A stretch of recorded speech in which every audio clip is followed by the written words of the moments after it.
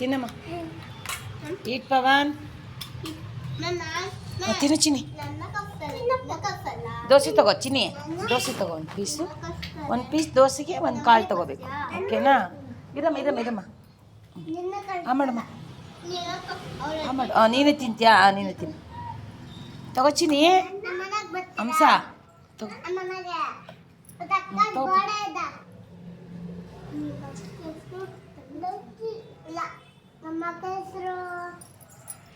ಕುಚ್ಚು.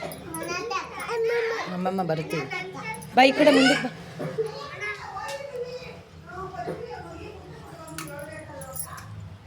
ಆಯ್ತು ಬನ್ನಿ, ಗೇಟ್ ತೆಗೀರಿ, ಬರ್ತದೆ.